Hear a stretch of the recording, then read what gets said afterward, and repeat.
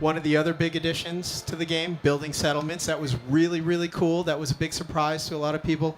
Let's take a little look at settlements in action. So we actually call this the workshop system. So this is building in your original neighborhood. We have a bunch of sites. And so, I think some of these videos, the fans are in as well need to pause and look what's on the screen, but you rip apart the world and then you can build what you want. The inspirations here I think are pretty clear, things like Minecraft and other things we like, and it's a really great fit for Fallout.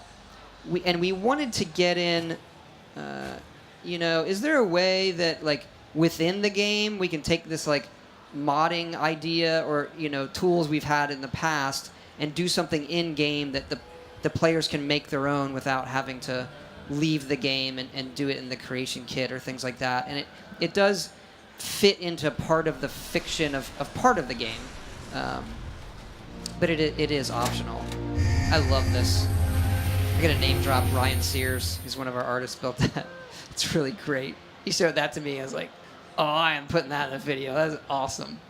You also announced UGC, user-generated content in the game. Some people might have missed that. Can you talk to us a little bit about what we're doing with UGC and when it's going to be available?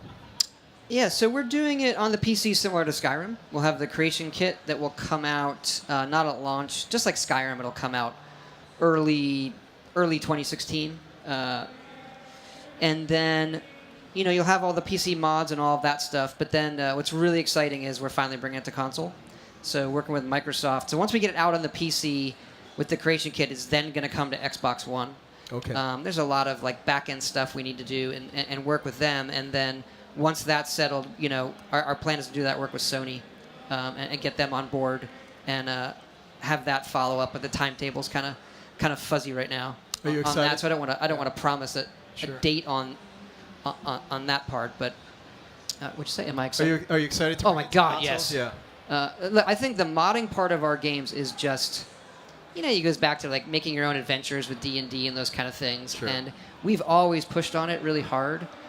But if at the end of the day, the audience that can do that stuff or is even doing it is not as big as people think percentage-wise, and it's just been on PC. So the first way to make that a much larger percentage of the audience is to bring it to console, where a lot of our players are. Another thing you're doing that offers, again, this great player freedom that you guys really love at Bethesda Game Studios, the advanced crafting, or the crafting system, which might be, as you said, the most advanced crafting system yet for a Fallout game, for a Bethesda Easily. game. Oh, yeah. Let's take a look at the crafting system in action.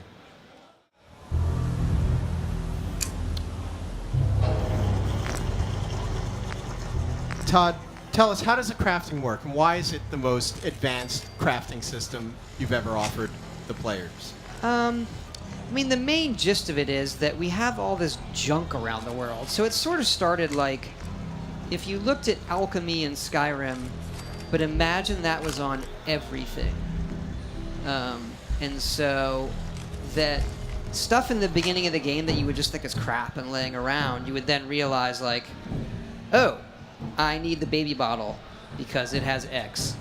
And so it was a look at having components, so having a set number of components in the world, and then having lots and lots of items that were different mixes and matches of those components, and then you realize that adhesive is an important element for building a lot of things. Then you realize actually duct tape and glue tend to be more valuable than grenades, for real, in the game.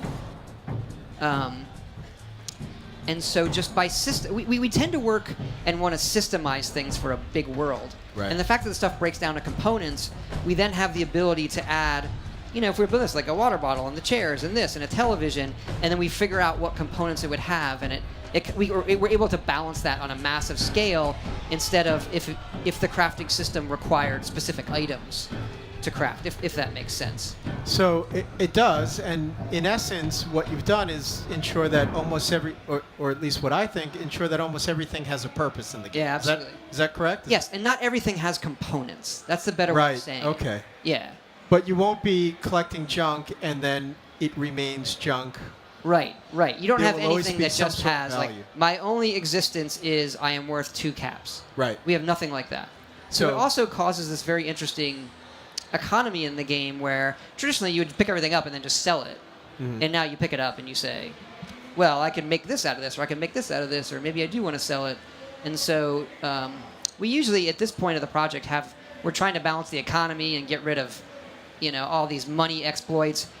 And it's at this point of the project, we have actually have very few, because most of the people on the team playing the game are hoarding all the crap to build with instead of selling it.